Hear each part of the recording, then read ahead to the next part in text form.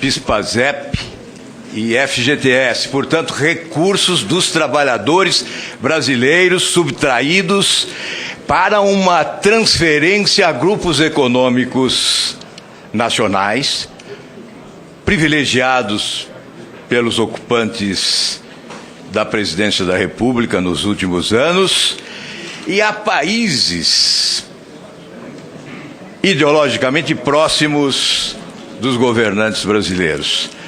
Algumas ditaduras corruptas e sanguinárias foram alimentadas com recursos dos trabalhadores brasileiros e do Tesouro Nacional, 716 bilhões, com um tempo de empréstimo que ultrapassa as normas estabelecidas pelo próprio BNDES. Cuba, por exemplo, tem 25 anos para pagar. E pagará? Essa é a pergunta. Gana, 19 anos e meio para pagamento. Mais uma vez, reiteraram aqui a estapafúrdia tese de golpe, que ofende a Constituição, o Supremo Tribunal Federal e a inteligência nacional. Hoje, mais uma vez, conhecemos o itinerário deste crime de responsabilidade, que começa dar sinais por volta de 2013, 2 anos e meio antes desta discussão, 1 ano antes da eleição. Técnicos do Tesouro Nacional alertavam o governo e a presidência da República e sugeriam que essa prática não deveria ser adotada, sob pena de que esqueletos teriam que ser expostos futuramente. Eles estão sendo expostos agora. Começaram a ser expostos pelo Tribunal de Contas da União. Aliás, a contabilidade criativa, que alguém já denomina de contabilidade destrutiva, foi adotada ao longo do tempo com consciência. Portanto, o crime de responsabilidade que se deu é um crime doloso, sim, a meu ver. Ou, ao menos, estabelece a existência de culpa grave da parte da Presidente da República. Essas mágicas contábeis foram reiteradas. Ainda ontem, há um produto da mágica contábil, quando a Presidente anuncia um aumento de 9% para o Bolsa Família, sem previsão orçamentária, extrapolando os limites orçamentários. Os 28 bilhões constantes do orçamento não são suficientes para atenderem à demanda desse aumento anunciado pela Presidência da República como uma espécie de cortesia com chapéu alheio, já que ela está vivendo os últimos momentos do seu mandato e não terá como honrar esses compromissos.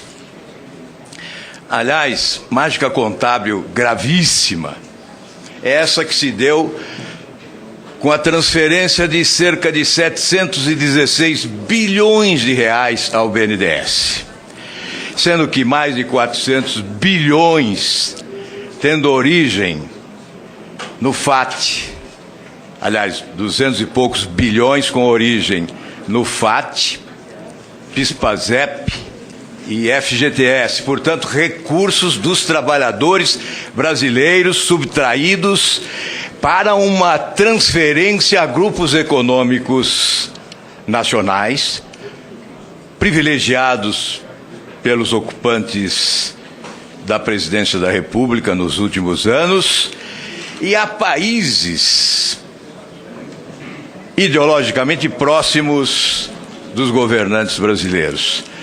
Algumas ditaduras corruptas e sanguinárias foram alimentadas com recursos dos trabalhadores brasileiros e do Tesouro Nacional, 716 bilhões, com um tempo de empréstimo que ultrapassa as normas estabelecidas pelo próprio BNDES. Cuba, por exemplo, tem 25 anos para pagar. e pagará? Essa é a pergunta. Gana, 19 anos e meio para pagamento. Gana pagará? Eu tenho as minhas dúvidas. Essa transferência foi alvo também da contabilidade criativa, da mágica fiscal, porque o governo em nenhum momento contabiliza esses recursos na composição da dívida bruta do país. E esses recursos do Tesouro,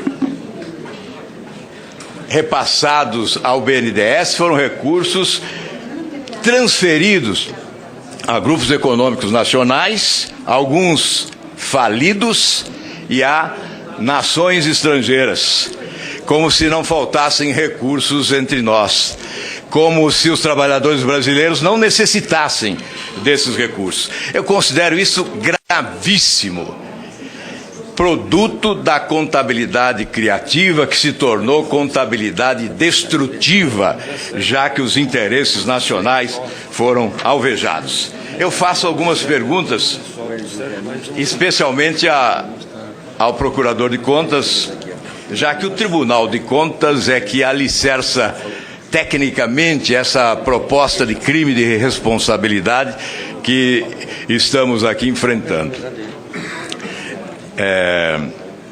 O Tribunal de Contas eu considero uma corte com quadros técnicos excepcionais, de alta credibilidade, de enorme respeitabilidade, e não deveria estar sendo ofendido por pretensos entendidos em contabilidade, em contas públicas, em crime de responsabilidade, etc.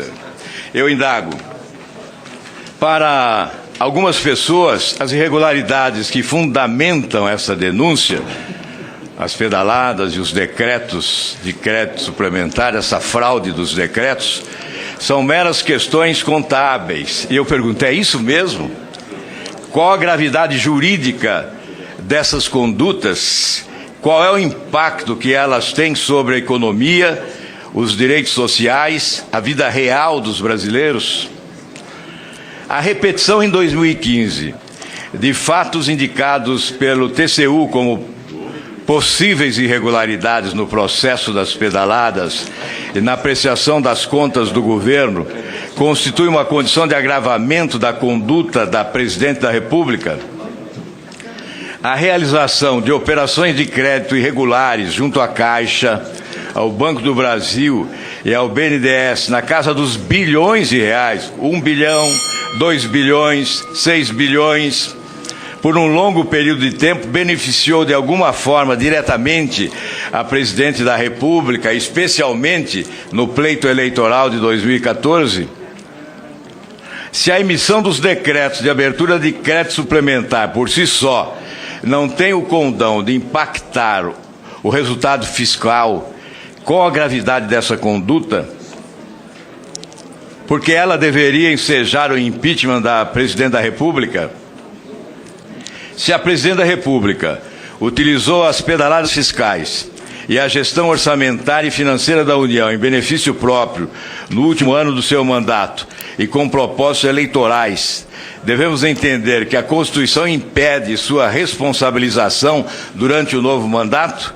Essa interpretação não representaria um salvo-conduto para todos os candidatos à reeleição, em todos os níveis de governo, criando um risco moral com imenso potencial de prejudicar as finanças públicas do país, tornando inócuo vários dispositivos da Lei de Responsabilidade Fiscal que se referem justamente ao último ano de mandato dos chefes do Poder Executivo? Essas são as indagações. Muito obrigado, presidente. Muito obrigado, senhor presidente. Obrigado, senador Álvaro Dias, pelas perguntas.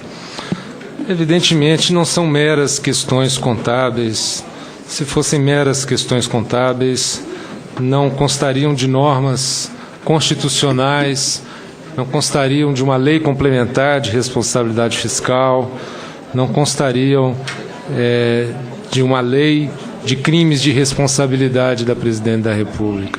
As condutas são graves, significam desrespeitar a lei orçamentária, significa desrespeitar a soberania do Congresso Nacional em definir a despesa pública. Soberania significa colocar em risco esse bem jurídico tutelado e protegido pela Constituição, que é o equilíbrio das contas públicas. Isso tem uma conexão direta com a economia, com a vida real. Vejam, todos estão experimentando o tamanho da recessão brasileira em 2014, 2015, 2016. Possivelmente, em 2017, o nosso PIB vai parar de cair. Esperamos que sim.